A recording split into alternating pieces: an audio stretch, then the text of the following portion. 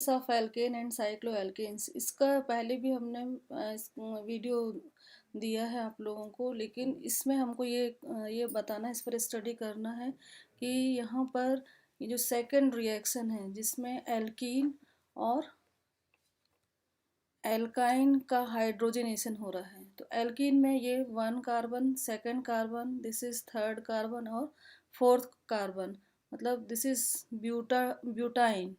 Butyne का जब hydrogenation होगा तो एल्काइन में 2H2, 2H2 बस नहीं होगा, यहाँ पर 2 मॉलिक्यूल ऑफ हाइड्रोजन का के थ्रू हाइड्रोजनेशन होगा और प्लेटिनम की प्रेजेंस में होगा, क्योंकि एक बॉन्ड को ब्रेक करने के लिए 2 हाइड्रोजन की ज़रूरत होगी और ये इस वाले बॉन्ड को ब्रेक करने के लिए भी 2 हाइड्रोजन की ज़रूरत होगी। तो इससे क्या बन जाएगा, ब्यूटेन का फॉर्मेशन होगा। क्योंकि अगर हम इसको देखें तो एक बार फर्स्ट स्टेप में हम एल्काइन से एल्कीन बना सकते हैं, फिर एल्कीन से फिर 2 हाइड्रोजन को जोड़ने के बाद में हम इसका एल्केन बनाएंगे। तो ये ब्यूटाइन है, ब्यूटाइन से ये क्या बन जाएगा, आपका ब्यूटेन बन जाएगा। ऐसे ही ये क्या है, अपना हेक्सीन है, हेक्सीन है क्योंकि यहाँ पर क्या है, एक बॉन्ड है। It is also alkene, it is a type of alkene. तो इससे हमको क्या बनाना है, ये हेक्सेन बनाना है। इसके लिए एल्कीन में सिर्फ H2 का होता है, H2 के थ्रू हाइड्रोजनेशन होता है और पैलेडियम कैटलिस्ट की प्रेजेंस में होगा। Next, physical properties of alkanes. Physical properties of alkanes में फर्स्ट हम देखेंगे बॉइलिंग पॉइंट। बॉइलिंग पॉइंट में alkanes have low boiling point compare to more polar compound of comparable size. मतलब कि अगर हम एल्केन का ये देखते हैं बॉइलिंग पॉइंट, तो एज कंपेयर टू जो अदर अपने कंपाउंड है, जैसे ये एल्डिहाइड है, एसिटाल्डिहाइड है और ये इथेनॉल है, तो इसके कंपैरिजन में एल्केन का बॉइलिंग पॉइंट लो होता है। क्यों? क्योंकि increasing strength of intermolecular forces increasing boiling point. जैसे जैसे इंटरमोलिकुलर फोर्स का स्ट्रेंथ इंक्रीज होगा, वैसे ही बॉइलिंग पॉइंट भी इंक्रीज होगा। Second, boiling point increases as the number of carbon increases because of increased surface area। तो जैसे ये है 1 2 3 4, 4 कार्बन वाला ब्यूटेन है, फिर ये 5 कार्बन वाला है पेंटेन है, देन 6 कार्बन, 1 2 3 4 5 6 हेक्सेन है। तो जैसे जैसे नंबर ऑफ कार्बन बढ़ते जाएंगे तो बॉइलिंग पॉइंट भी क्या होगा, बढ़ेगा। क्योंकि सरफेस एरिया का मतलब क्या है कि ये मॉलिक्यूल्स क्या होते जा रहे हैं, यहाँ पे नंबर ऑफ कार्बन के इंक्रीज होने से सरफेस एरिया इंक्रीज हो रहा है, इसलिए बॉइलिंग पॉइंट भी इंक्रीज होगा इस डायरेक्शन में। Next, boiling point of the boiling point of isomers decreases with branching because of decreased surface area. अब यहाँ पर हम देखते हैं कि अगर इधर से लेते हैं तो ये सिंपल नॉर्मल है, एक 1 2 3 4 5 एक नॉर्मल चेन है। इस वाले में क्या हो रहा है, इसकी ब्रांचिंग हो रही है, 5 कार्बन में से एक कार्बन की ब्रांचिंग हो गई, फिर एक और ये पार्ट है ये वाले, इसमें और ज़्यादा ब्रांचिंग हो गई। तो जैसे जैसे क्या होगी, ब्रांचिंग इंक्रीज होगी, ब्रांचिंग इंक्रीज होने से बॉइलिंग पॉइंट क्या होगा, डिक्रीज होगा, क्योंकि सरफेस एरिया क्या हो जाएगा, डिक्रीज होगा। यहाँ पर ये जो सरफेस एरिया है वो इंक्रीजेज है, यहाँ पर ज़्यादा है और यहाँ का सरफेस एरिया कम है। ऐसे अगर इस डायरेक्शन में देखें तो सरफेस एरिया इंक्रीज होने से बॉइलिंग पॉइंट इंक्रीज होता है, और इधर देखें तो ब्रांचिंग इंक्रीज होने से बॉइलिंग पॉइंट डिक्रीज होगा। Next, melting point. Melting point में भी वही है कि इसमें भी जो एल्केन का अदर कंपाउंड के से अगर कंपेयर करते हैं तो मेल्टिंग पॉइंट क्या हो रहा है, इसका कम है एल्केन का as compare to aldehyde, acetaldehyde. Increasing strength of intermolecular forces increasing melting point. Next, melting point increases as the number of carbon increases because of increase surface area. जैसे boiling point में होता है surface area increase होने से, वैसे ही यहाँ भी क्या होगा कि सरफेस एरिया इंक्रीज होगा तो मेल्टिंग पॉइंट इंक्रीज होगा। Next, melting point increases with increased symmetry. Symmetry increase होने से, increased symmetry, increasing symmetry increases melting point. यहाँ देखिए तो यहाँ पर जैसे ये सिमेट्री यहाँ पर है, ये वाला पार्ट है कि यहाँ पर जैसे ये सिमेट्रिकल है, तो ऐसे यहाँ पर अगर जैसे सिमेट्री क्या होगी, इंक्रीज होगी, तो मेल्टिंग पॉइंट क्या होगा, यहाँ पर इंक्रीज होगा। रिएक्शन ऑफ एल्केन्स में फर्स्ट है अपना कंबशन ऑफ एल्केन्स। कंबशन का मतलब होता है कि लाइक ज्वलनशीलता। तो किसकी प्रेजेंस में होगा? हमेशा किससे होता है? इस ऑक्सीजन की प्रेजेंस में होता है।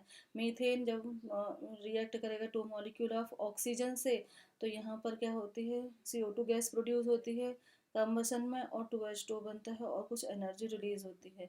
अब यहाँ पर हमने देखा एक example 2,2,4 try Maithil pentane, this is iso octane. Iso octane को जब हम ये 25 ऑक्सीजन से रिएक्शन कराते हैं, 25/2, 2 से 2 कट जाएगा, तो यहाँ पर 25 ऑक्सीजन होगा। तो यहाँ से कितना गैस प्रोड्यूस होगा? 8 molecule of CO2 and 9 molecule of water, and heat energy will be produced. क्योंकि आप इसको काउंट कर सकते हैं कि कितना यहाँ पर ऑक्सीजन है, यहाँ का ऑक्सीजन और यहाँ के ऑक्सीजन को आप बैलेंस कर सकते हैं। Next, halogenation of alkanes. Halogenation of alkanes मतलब कि हेलोजन का जुड़ना। अब ये जो CH4 है, इधर का एक हाइड्रोजन अगर एक एक्सिस से रिप्लेस हो जाता है 250 से 400 डिग्री सेल्सियस टेम्परेचर की प्रेजेंस में, और यहाँ पर क्या होगा अपना अल्ट्रावायलेट लाइट, इसकी लाइट की प्रेजेंस होगी, सनलाइट की प्रेजेंस होगी, तो एक एक्स रिप्लेस हो गया एक एच से, तो HX बन गया। एक्स में हम ले सकते हैं क्या? Fluorine, chlorine, bromine, iodine. Hydrogen fluorine के लिए 3 degree, chlorine 2 degree, then bromine 1 degree, और आयोडीन CH3, ये H इन जनरल ये इसमें हो जाता है। रिएक्टिविटी का ये पार्ट दिख रहा है। Then chlorination. क्लोरिनेशन में सब्सटीट्यूशन रिएक्शन कैसे कर रहे हैं? CH4 + Cl2 से क्या बनेगा? एक H रिप्लेस होगा तो CH3Cl + HCl, ये भी सनलाइट की प्रेजेंस में है, और heat. Then reaction of next polychlorination. Polychlorination का मतलब ये है कि जैसे पहले CH3Cl बना, अब फिर एक क्लोरीन जुड़ेगा तो CH2Cl2 बन जाएगा, एक HCl निकलेगा। फिर नेक्स्ट प्रोसेस में भी एक एक H क्या होता जाएगा, यहाँ पर रिप्लेस होकर के लास्ट प्रोडक्ट बन जाएगा 4H रिप्लेस होकर के 4CCl4 का फॉर्मेशन हो जाएगा। दिस इज चेन रिएक्शन, ये हमने पहले भी पढ़ा है। Iodination and fluorination. Iodination and fluorination. Iodine does not react, while fluorine reacts very readily. Iodine बहुत जल्दी रिएक्ट नहीं करता है, परंतु फ्लोरीन क्या होता है? बहुत जल्दी रिएक्ट कर लेता है। This is the order of halogen reactivity. Fluorine बहुत जल्दी रिएक्ट करेगा एज कम्पेयर टू क्लोरीन, और सबसे लास्ट क्या है? आयोडीन है, जो कि बहुत ही धीरे रिएक्ट करता है। Chlorination of methane. Chlorination of methane में अगेन वही चीज़ आ गई कि ये इस तरीके से इसको समझाया गया है, और हीट और लाइट की प्रेजेंस है, और ये एक HCl और ये अपना क्या बन रहा है? मिथाइल क्लोराइड बन रहा है। तो स्पेशली को इसमें कुछ ये कंडीशन दी हैं कि रिक्वायर्स हीट और लाइट फॉर इनिशिएशन। इनिशिएशन होता है अपने, इसमें 3 स्टेप है, इनिशिएशन है, प्रोपोगेशन है एंड टर्मिनेशन है। ये चेन रिएक्शन है। and the most effective wavelength is blue, which is absorbed by chlorine gas. Blue wavelength कैसी होगी इसकी? मतलब ब्लू लाइट का वेवलेंथ इज ब्लू, और जिससे क्या होगी? वो क्लोरीन गैस उसको एब्जॉर्ब करेगी। Many molecules of product are formed from absorption of only 1 photon of light. This is chain reaction. अब इसमें ये 3 स्टेप हैं चेन रिएक्शन में: initiation, propagation and termination. Initiation, it is what generates a radical intermediate. यहाँ पर intermediate बनेगा, एक radical बनेगा, फ्री रेडिकल। देन प्रोपगेशन में क्या होता है? The intermediate react with stable molecule to produce another reactive intermediate. यहाँ पर जो एक रेडिकल, एक जो इंटरमीडिएट बना था, जो रेडिकल बना था, वो क्या करेगा? दूसरे मॉलिक्यूल से रिएक्ट करेगा, और फिर एक नया इंटरमीडिएट या फिर एक रेडिकल को प्रोड्यूस करेगा। देन टर्मिनेशन में it is what? Side reactions that destroy the reactive intermediate. Reactive intermediate को डिस्ट्रॉय कर देगा, और जो भी प्रोडक्ट लास्ट में बनना होगा वो यहाँ पर शो करेगा। इनिशिएशन स्टेप में क्या हो रहा है? ये क्लोरीन में देखिए तो यहाँ पर होमोलिटिक फिशन होता है सबसे पहले। होमोलिटिक फिशन से क्या होगा? मतलब ये लाइट की प्रेजेंस में तो एक इक्वली क्या हो जाते हैं? एक एक इलेक्ट्रॉन दोनों साइड में चले जाते हैं। होमोलिटिक फिशन में ये वाला पार्ट है कि एक इधर आया इलेक्ट्रॉन और एक इलेक्ट्रॉन इधर आया, तो यहाँ पर फ्री रेडिकल फॉर्म होंगे। ये क्या, ये है lowest structure of free radicals.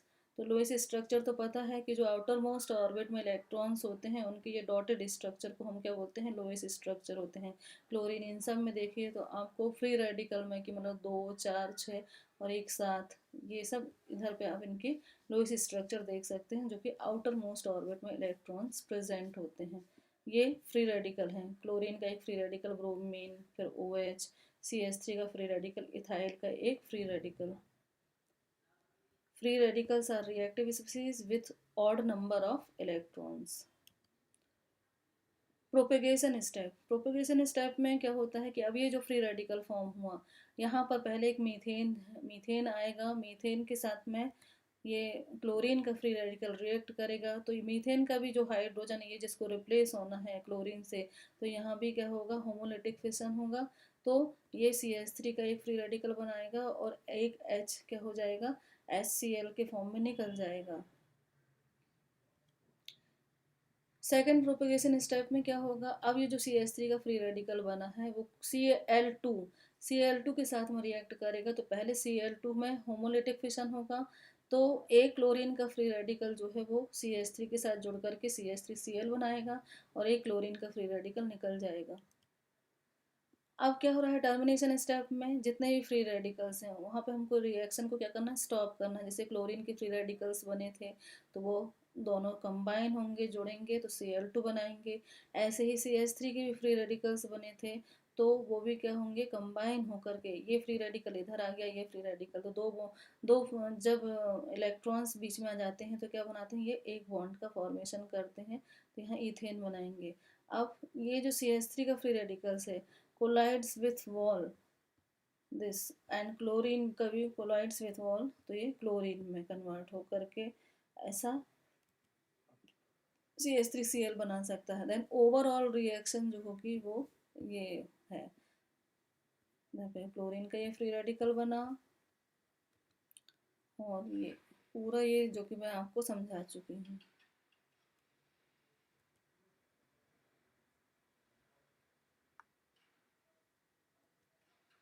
The intermediate alkyl radical. The nature of the intermediate free radical determines the product. CH4 का जो क्लोरीन का फ्री रेडिकल है, फिर यहाँ पे एक ये फ्री रेडिकल CH3 का फ्री रेडिकल भी बना था, लास्ट में क्या बनेगा, एक हेलो एल्केन बनेगा। फिर ये इथेन है, ये क्लोरीन के फ्री रेडिकल से रिएक्ट करके पहले एक एल्किल का फ्री रेडिकल बनाएगा, ये इंटरमीडिएट है।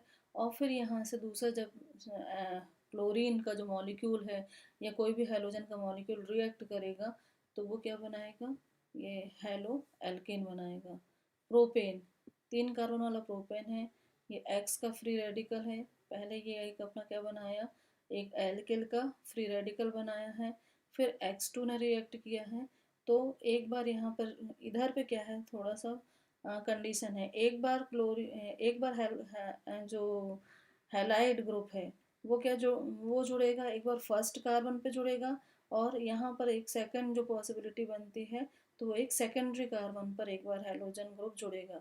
ये भी आपको हमने चेन रिएक्शन में और इससे रिलेटेड जो हैलोजनेशन रिएक्शन हमने अदर यूनिट्स में आपको बता चुके हैं।